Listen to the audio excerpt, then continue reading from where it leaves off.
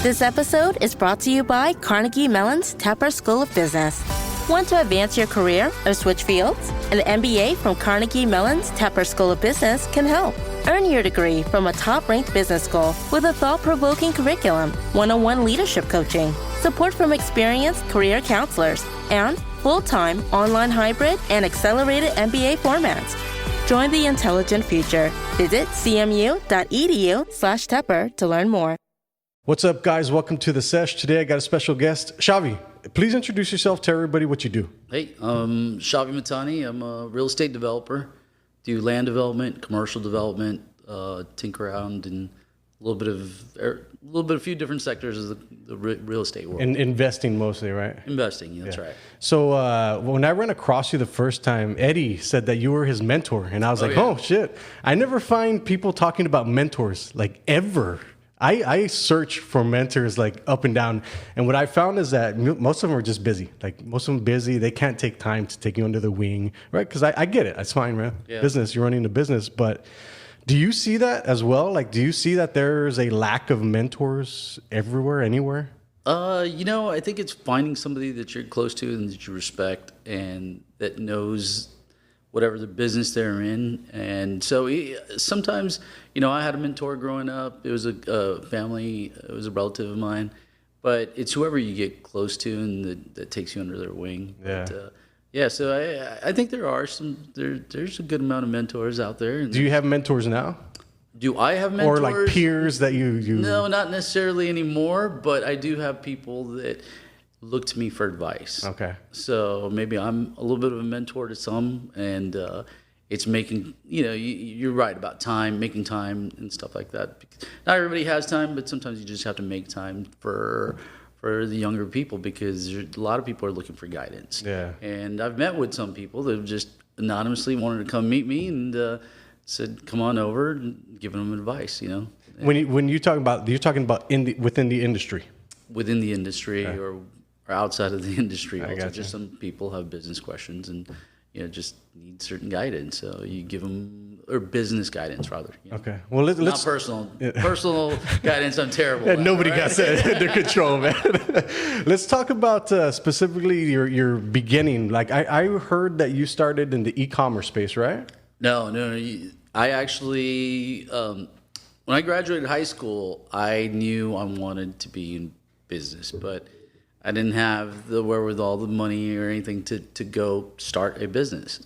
I was working for a cousin of mine in downtown and getting the old school education of what it takes to buy a product for $1 and sell it for $2, $3, $1. Arbitrage, yeah. That's retail is the quickest way to make quick cash, right? Mm-hmm. So I was getting that down, and so my very first business, I was about 19 years old, and it was a little watch stand in the mall, like about double the size of this table. And so I was selling watches there in the mall. That was my very first business. And 19 years old? I was about 19 years old. Mm-hmm. Actually, before that, I gained a little bit of cash. I was going to the flea markets and selling the same watches because I worked for my cousin downtown. He was selling me the watches on credit. So whatever I sell, I'd go back, pay him, and I keep a little bit of the profit. And then you go from one. And I went to the little watch stand, and then from that, I spun off a couple of other businesses, an ice cream business, and then before you know it, I'm rolling. You're getting a little bit of cash flow, and you're spinning off next business to the next business. So that was the early roots of how I got started. Okay. And when you jumped to these next businesses, once you had some cash in your pocket, like what were you thinking? Were you just like figuring like I would just want to go into something else that's going to multiply this income, or how does that work? Like, what were you thinking at that time? You kind of start thinking it's a snowball effect. You want to make, at that age, as much as humanly possible, right? Okay. You hit your goal of 10,000. Making the next 10,000 is so much easier. And just throwing a number out there. Before, maybe the goal was 100,000. Mm-hmm. Make 100, the next 100 was a lot easier to accomplish. So right then, you're very numbers oriented, very numbers driven. I want to hit this number, hit that number. Okay, the next one, and then you're saying, what can I do to get there? And then, how can I get this snowball going faster? Retail is not going to do it on its own. I had multiple, and I knew I needed to take the next step. So, you know, in the next step, I had couple watch stores, a little cell phone store. So the next step was real estate. The numbers multiply quite a bit there. When you get into those bigger numbers, you know, and you're growing faster. So what was it that got you into real estate? Like I mentioned, I had a cell phone business, and so I was a tenant. My background was I was leasing. I was a tenant. Simon Properties forever. Every month I'd cut the check. I'd hate it. So one day I want to own my own, right? I don't want to always be cutting the check. I don't want to be collecting. I want to be on the opposite side of this. I want to be collecting the check. So I was very retail focused. I had a retail mentality. That's why if you notice, I'm mainly in the retail sector of commercial real estate. Yeah. Because I understand it. Well, the numbers are way bigger too. Well, I mean, there's commercial, there's other sectors. I mean, there's an office and there's other sectors of it too. So, but I understand the retail sector of commercial real estate. And so, yeah, and then I got into the cell phone business. And then in the cell phone business, I was in one of these strip centers. And I kept bugging the guy to sell me my one suite. And he said, I can't sell you the space. You buy it, you buy the whole thing. And I think I eventually just wore him down after a year of asking him every month.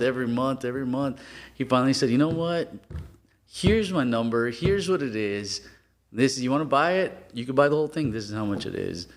I studied it, and I was like, you know what? Let's just roll the dice.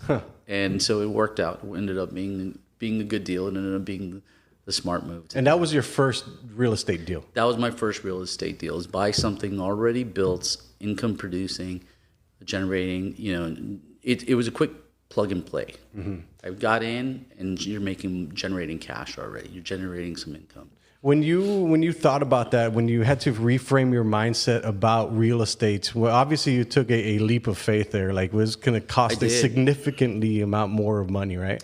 I did, and I, you know, I'm reviewing the numbers, and I'm scared, and I'm saying, I wish I could bounce this off of somebody, and I don't know who to ask, so I'm just gonna have to roll the dice. It felt like a gamble at the time. Now looking back, it'd be like, that's that was the best decision ever. Yeah, you know, now I could just analyze deals like very quickly and say, okay, that's a good deal or not. So interesting.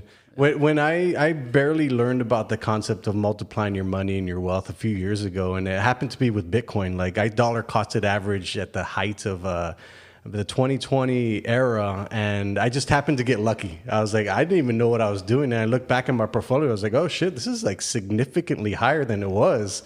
Yeah. I just jumped into it, happenstance, you know.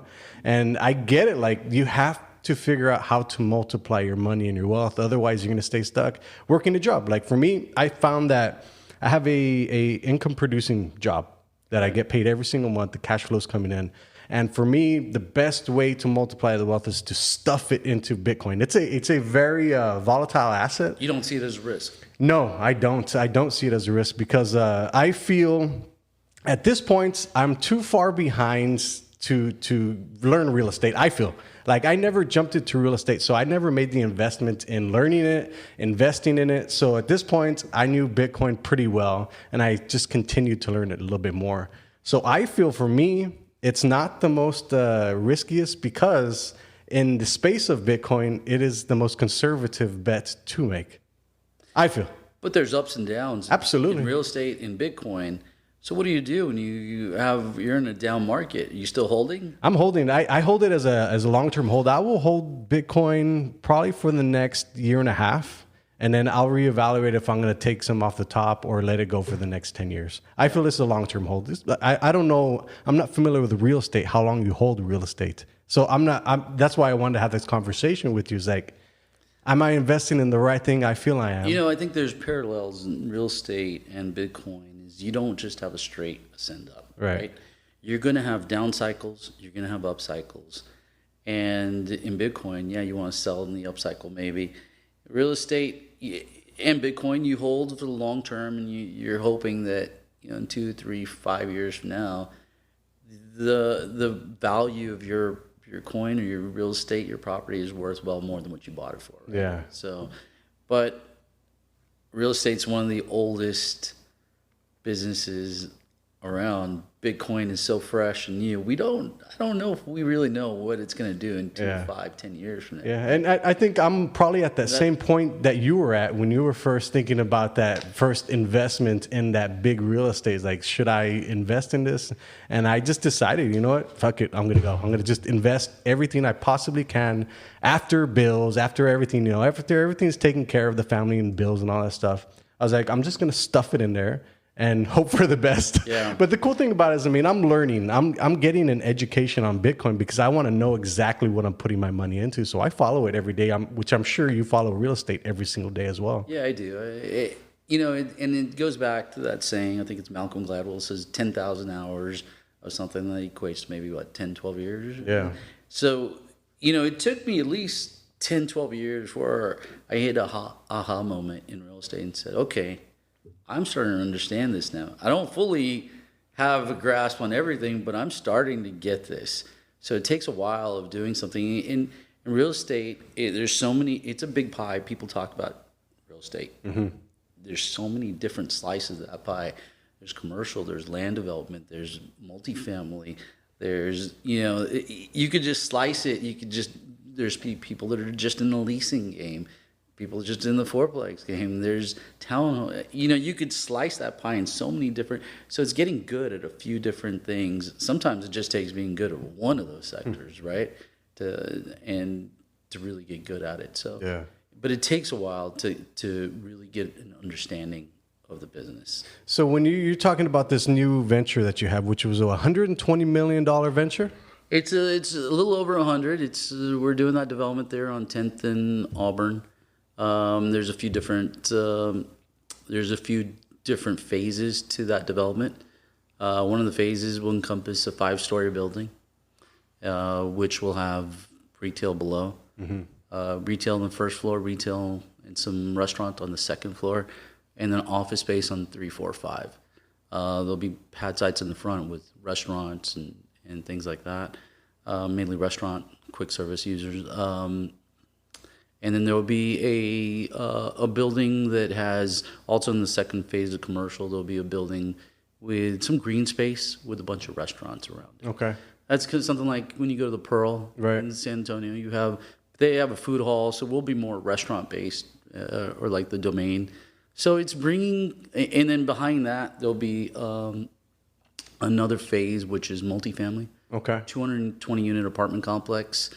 I'm building it as the highest end apartment complex in South Texas. Nice. I'm trying to achieve, we hired an architect out of Dallas, told them we want something that really accomplishes a look and feel that you're in Dallas or you're in Austin. I want to really elevate the bar and try to bring higher end products down here. TIAA is on a mission.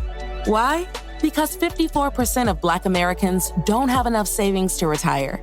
So in collaboration with big-name artists like Wyclef Jean, TIAA released Paper Right, new music inspiring a new financial future. With 100% of streaming sales going to a nonprofit that teaches students how to invest. Stream Paper Right now and help close the gap. When I've been looking around the Rio Grande Valley, there's a ton of development everywhere. It's quite fascinating to see. And then I see your area there too. I was like, wow, this is gonna be awesome, man. So what are you seeing behind the scenes when you're doing like your market research? Like these people that are gonna be moving into these residential places there, and these restaurants that are gonna be coming in. Like what are those conversations sounding like, or what are you thinking of? We have a little bit of insight because already have quite a few strip centers on the ground here. So we get to talk to people that are already tenants of ours that say, hey, we want to be there. So we have a little bit of inside knowledge on who's growing, what's going on in the market. So, that really helps us in that regard with this development. Because a portion of that, the food park area, I call it, is going to be more local users. There'll be other national users there in that development, but that little part, I want to help cultivate some of our local restaurants, right? Mm-hmm. We're really going for that kind of cool feel to the overall development. Yeah. So, What's interesting over the past 2 years that I've been watching, especially because I've been getting into AI a lot, quite a bit. I saw that Facebook, LinkedIn, and Citigroup have almost gotten rid of 20,000 employees over the past 2 years, and they've replaced them with AI. And that got me thinking. I was like, shit, like this is coming fast, man. I remember when I first got into ChatGPT in last January, I stayed in it for like 2 to 3 hours a day, just learning how to interact with it. And then come along now is like, you're seeing these big, huge institutions, these companies get rid of this many people. And that just proves that you can make like $100 million business with a very small team. Like, what are your thoughts on that? You know, I hired an architect not too long ago to do some plans for some townhome project that we're working on. And she brought them over to me. Here's the plans. I had AI do it. She told me I had AI draw up these plans. I was like, if you had AI do this, what do I need you for? Right? Yeah. That was the first thing that crossed my mind. Well, it's interesting because I've always thought that too. It's like it's not the AI that's going to take the jobs of people. It's going to be people that know how to use the AI that are going to take the jobs of people. Yeah. So it's an interesting thing. I don't know the full potential of AI. I just know some of the things that it can do is pretty mind blowing. Yeah. And we're just at the we're at the very tip of the iceberg with this. It's crazy. Right? And I started studying. I got into this certificate program with UTRGV.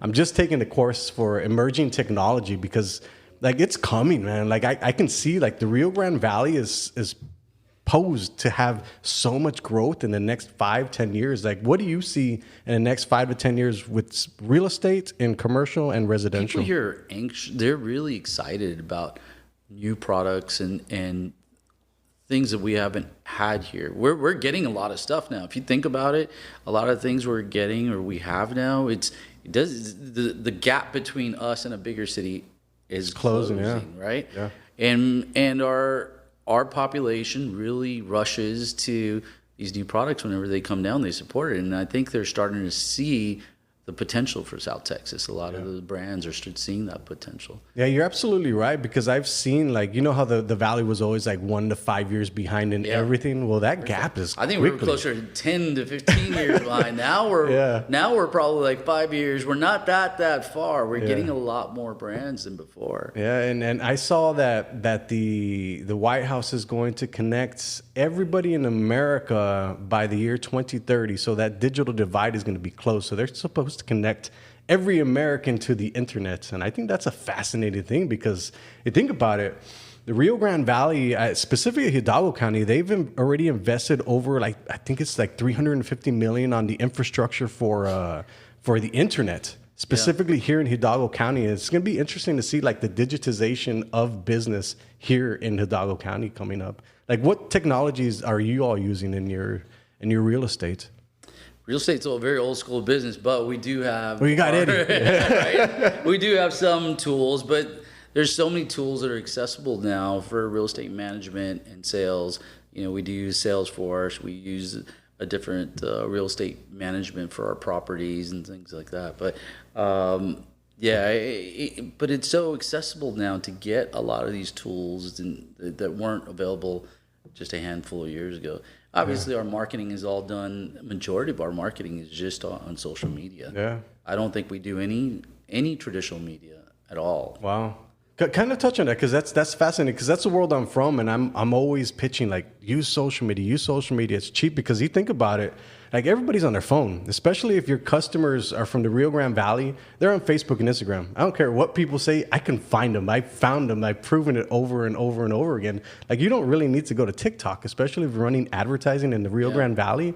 Like, your customers are here. They are. Everybody's on social media on Facebook. It's crazy. I remember a handful of years ago, I saw that as a flaw in my business. Said we barely have any social media presence. I started watching Gary Vee, and that's all he kept talking about. I was like, shit, I need to do something. Like, hey, I actually had dinner with that guy too, and he had tons of knowledge. So we made a big push, and we're doing much better at it today than we were.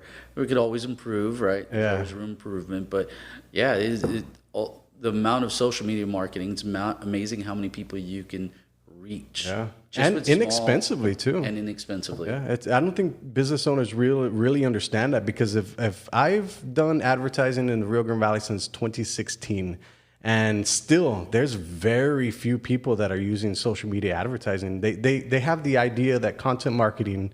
Oh, I'm sorry, you're gonna say something? But is social media really for the higher income demographic? I think so. I think you can sell $1 million property. Not everybody has connectivity here. Yeah. When everybody does have connectivity, okay, then maybe change it, because you see some, maybe some markets that target the lower income demographic that still go with the print or TV. Yeah. I mean, TV's great, but it's expensive. I usually fast forward. I don't really watch too much live. Yeah. The difference between the difference between social media advertising, that it's invasive. So you're popping up in somebody's screen when you're scrolling. So it's interesting to see, like, Google is more intent based, where you're searching for something, then an ad pops up based off of what you're looking at. Yeah. On Facebook or Instagram, like, you're targeting your demographic that would be interested in this, so your ad pops up in their feed, which is kind of cool, because I mean, people need to know about marketing and advertising is just to be known, right? I think more people that are known, more business that is known, the more customers you're going to get. I think people grossly underestimate how many people you really need to reach in order to get like a sale, and then do it consistently. One thing I did learn about commercial real estate is that it's not just the eyeballs. It's the quality of eyeballs. There was a piece of property that I purchased. This is a while back. It was 5 acres. It was on the market for at least 6 years.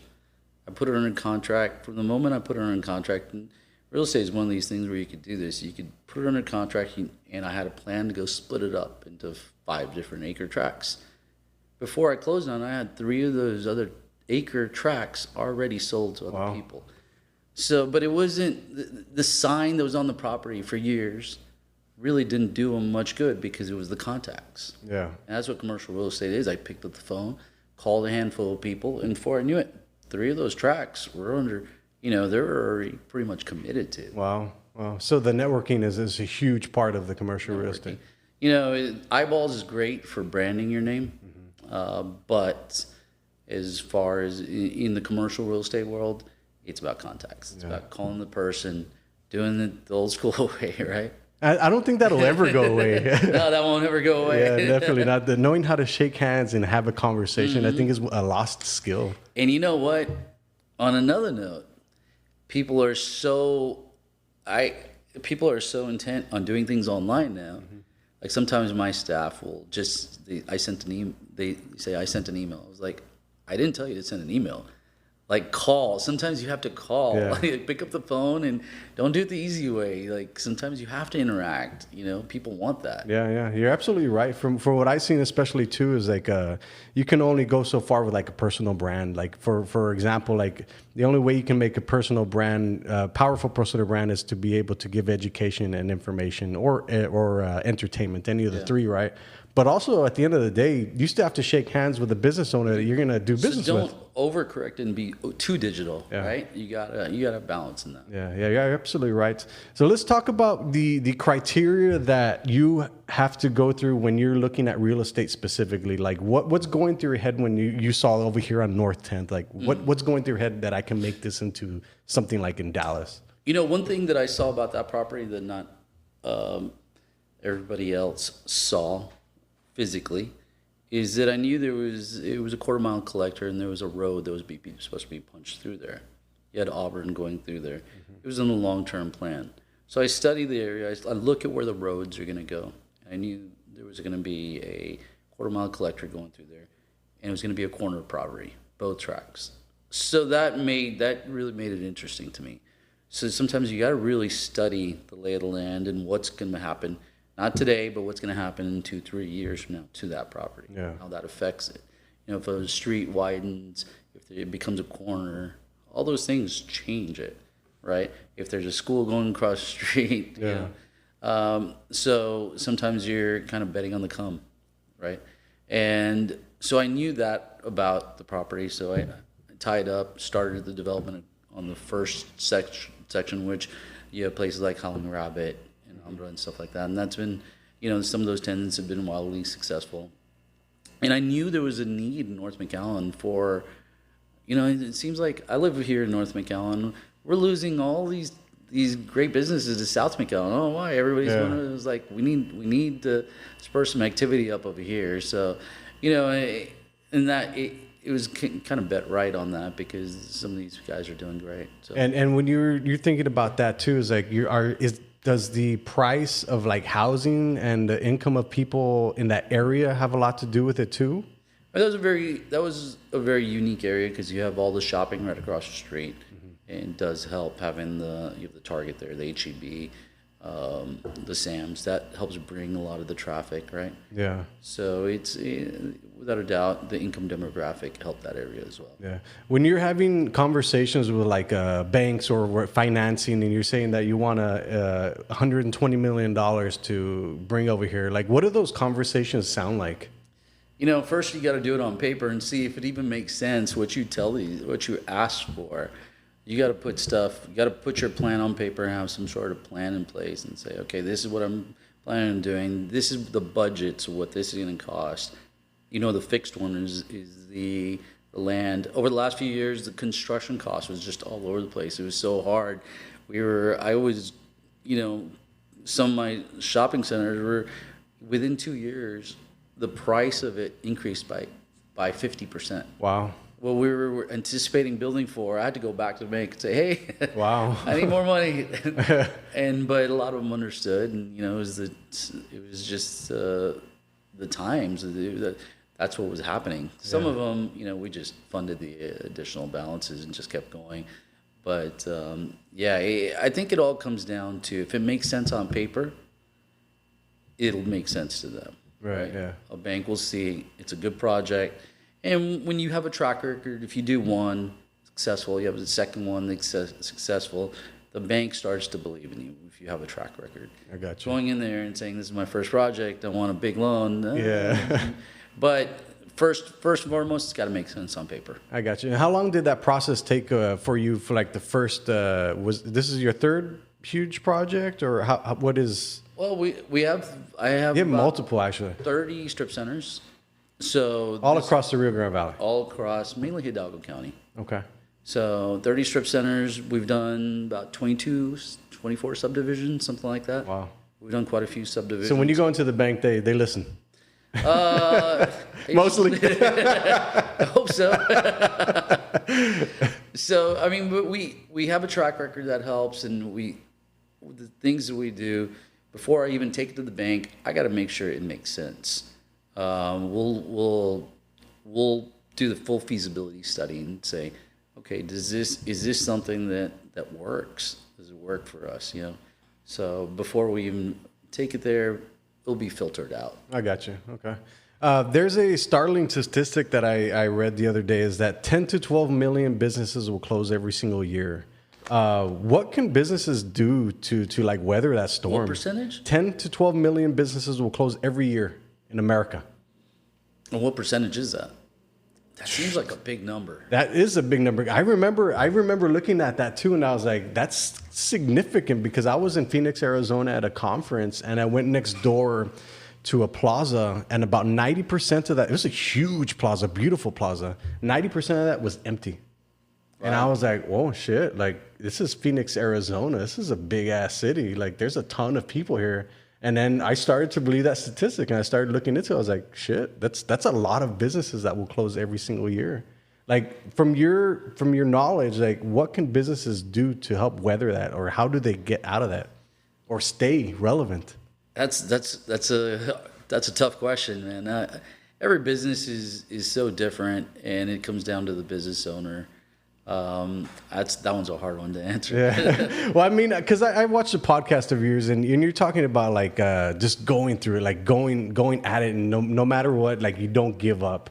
Like I think that's sound advice, but how does a business owner do that when like their money is drying up? The first year of any business is always the hardest. So once you get established, you get a little bit more idea of what it is that you're doing. It gets easier. There's always challenges in businesses. So yeah, it's just sticking to it and just grinding every day, showing up and putting in the effort, right? Yeah, I think a lot of people won't put in that consistent effort like every day in, day out, because entrepreneurship is hard, man. It's like you get up and you get punched in the face one day. Rewarding yet challenging. Right, yeah. Like, for what advice would you give some entrepreneurs that are out there that are starting, they're barely starting, and that are already at some point where they're like getting some success? What's the next steps? What do you... Get obsessed with what you do. It doesn't matter what you do, whether you're in marketing, real estate, whatever it is, just study it and get to know your business better than anybody else. Just, you know, sometimes I'll be up at night still just looking at different real estate. And this is like 11, 12 p.m., you know, 11, 12 a.m. I'm just looking around, seeing what's there. I'm obsessed with what I do. Yeah. And I think that gives me an edge over other people. And you get to take unique opportunities too, because if you're obsessed and you're in it all the time, you see things that most people don't, that'll just glance over it, and like you're over it and over and over it again, right? Yep, that's right. And when you start doing it so much, you get a good understanding of it. You get a good feel. Yeah. When did you learn that self-discovery? Like when you have to learn like your personal growth and development, like when did you know that was something that you needed to do? What's up? Like your personal development, like I got to go and learn new things all the time. I got to be on the top of my game. Like when I think I still believe I still have a long way to learn. I think there's still a long way for me to go. You never stop learning. But I can tell you, when I first bought my first strip center, it was a big question mark whether I should do it. And when I did it, I think it was a big aha moment and saying, okay, I feel much more confident about my business abilities than I did doing all this other stuff, and I was just kind of grinding and hustling. So having something there with worth and value under my belt made me feel more accomplished personally. And that I would attribute that to the money factor, right? Because if you have a business and you're multiplying your wealth by substantially quite a bit amount, then you're like, oh shit, like this is how the game is played, because you play with bigger numbers, you get bigger results. Can you kind of touch on that? Which part? I feel like for me, if I were to invest $100 in Bitcoin like today, and then next week at some point, like that is not a significant amount of money to move the needle. Not anymore, right? Yeah, like at all. Yeah, not at all. But the numbers do keep accelerating. Remember, I was talking about that snowball. Yeah. Like if you make Bitcoin 100,000 today, and all of a sudden, but then you get used to that amount, then you're not really. It doesn't move the needle for you anymore. You know? So how should somebody reframe their mind when it comes to money? Because I feel like money is a taboo thing to talk about, like for everybody, especially here in the Rio Grande Valley. One thing I've noticed is everybody talks in billions now. And it's kind of crazy because you go out, how many billionaires are there? There's quite a few actually now. There? Yeah. 3,000 in the world, 600 in the U.S. That's it. People should recalibrate their mind to think in millions still, because there's very far few between billionaires in this world. Like you still got to don't even think about millions. Think about 100,000 blocks, right? Yeah. Like I said, once you make the first one, it's easy to make the second one. Once you make the second 100,000, it's easy to make, do it again and do it again. Don't be thinking about going from 0 to a billion, because that's where people get strung up and they want to go faster than they're going. Yeah, and it takes time. It takes time, and you do it in increments. Yeah, I think one of the things that where the billions came in for my mind when it switched is when I started seeing billions in Bitcoin. It's like the amount of liquidity in Bitcoin is quite significant, and for somebody to take out $2 billion in Bitcoin is not going to do anything to the market. That's when I started thinking, is like, shit, like these billions in this area aren't that much. No, I mean, people talking billions, but when you think about it, I mean, 400 million people in the U.S. and only 600 billionaires. Yeah, wow. That's not that many. No, it's not. So we got to, recalibrate our minds, think in steps goals that we can accomplish. Okay. When you think about that, when you talk about like the goals, like what is your goal process? Like what are you writing down things? Because I feel like for me, when I tell people like I write my goals down and then I write the list of things that I need to do that day, because I need a list to get through, right? I see your notebook there. Yeah. I work the same exact way. I have a notebook and I write down what I have to accomplish this week or, this month, and I write down my list of things to do. I get a sense of accomplishment by crossing it out. Right. Like doing things.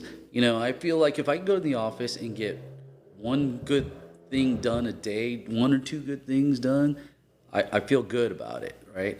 And so you're always just kind of pushing forward. But that's exactly how I work, is I won't remember everything I need to do. Because you have so many things. You just write it down and you mentally look at it and you're crossing it out. Yeah, it's interesting too, because I have like family members on my list that I call. I put it on there for a reason, because you get busy with life and everything, right? So you forget to call. And I forget to call. So it's like I make it a priority. It's like if you're on the list, you're important, all right? So it's a cool thing. I mean, I think great. some people think like it's dumb. It's like, no, I mean, it keeps me in contact. I've been doing that since I can remember, when I first started business, and it helps. It helps you. It gives you daily reminders. I need to get this done. I need to cross this off my list. And for me, it feels good. Yeah. Knocking things out. It gives you a little dopamine hit. Yeah, right. Done. All right, I'm done at 2 p.m. Out of here. Right? Then go have fun. Then go have fun. Yeah, your list is over, man. That's right. Let's talk about when it comes to real estate investing for like newbies. For me, right? I'm coming from like the Bitcoin world where I have some cash, right? What are the first steps that I need to do to even like start looking at real estate? Like I'm completely new to this. Like, what do I need to do to get into real estate? It's really not that difficult. The easiest way is residential rental properties, whether it be single family or small a condo. Those are some of the best ways to get your feet wet. There's a big craze down here with fourplexes right now. Mm-hmm. I don't know what's happened to that. That's blown up. It's very accessible to people. You get in and all of a sudden you're a landlord. You're in the real estate game. And whether it's, small residential properties or fourplex. And that helps you, that's a conduit to grow into the next one or into a bigger one, right?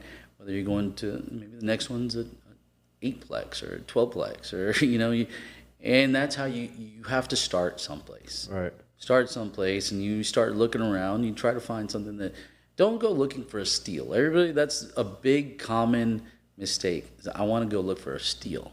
You're not going to find, sometimes you will, but generally you're not going to find a steal. Just look for something that's a fair deal and try to enhance value on it. Is there a lot of competition in the area? In which area? Like the residential, the single residential, the duplexes, fourplexes. In the fourplexes, that market it's still selling like crazy. Wow. The rental market really spiked over the last few years. Every market just about in real estate spiked. So I know the inventory on the residential market really was depleted. There wasn't really much to buy. So yeah, it got a lot more challenging. What you're seeing today with these higher interest rates is there is more inventory out there. There is opportunities. Once again, they're starting. You're starting to see some opportunities. You're not going to see any steals though. That's just not going to happen. But I mean, the fourplexes, buying some and building them yourself, I think you get some upside there because you build the value. Right. You build a unit. All of a sudden, when you build it, you got some instant equity already in the game. Let's talk yeah, absolutely. Let's talk about hiring the right people. Like for me, as a business owner, it's always hard, and I think finding like business owners that I talk to all the time is like finding the right team to help you build your business. Like, what do you look for specifically when you hire on people? And the first one, besides everything else, character. That's the first thing you look for. No matter their skill set. I'm very careful about who we're bringing to our team because you bring one bad apple into the team, it disrupts the rest of the organization, disrupts the teamwork. Mm-hmm. And I got a great team right now. We have an awesome team. So yeah, character, and then you look at their skill set. Another thing we look at, and this is something that I look at personally, is how long, whenever I get resumes, people have held 10 jobs in 3 years, I'm automatically discarding that resume. If you can't hold a job, that says something about you. Yeah. Yeah. So that's one important factor. It says a little about whether whether you're going to stick around, and whether I don't want to. My objective is not to give somebody an education and then leave and use it someplace else. Right. We want them to stick around. I got you. Okay. Before we finish off the podcast, in all your accumulated knowledge over the past years that you've been in real estate, what is the best piece of advice that you can give somebody that's getting into the game? That's getting into the game. Again, get obsessed with it, man. Start studying and don't stop. And sometimes you just have to take that leap of faith. Kind of like I did. It made sense to me. Find something that makes sense to you. Study it. And some people just have cold feet before they even do something. And you got to just do it. Sometimes you just got to just jump in. Just jump in. The water's warm. Yeah. Sometimes people just get that cold feet and they get intimidated by the numbers. They get intimidated by the deal. Sometimes you can't be scared. Yeah, at the end of the day, it's just money, right? It's just money. You make it again. No, I think that's one of the most important things too. Is like with skills, like specifically with skill sets. That's one of the things that people can't take away. Like your job, you can lose your job, you can go anywhere, but you can't take away your skills. You're absolutely right. And your learning ability to be able to learn stuff. Like I think that's one of the most important things as a skill for business owners. Like especially for business owners, like they need to keep learning and doing stuff. So, Shavi, I appreciate your time, man. Yeah, Anything else absolutely. you want to say before? Like pitch it, man, because that's a beautiful place, bro. I'll let my work speak it for me. Awesome, man. Well, thank you guys. I'll see you next time on the Sesh. Peace.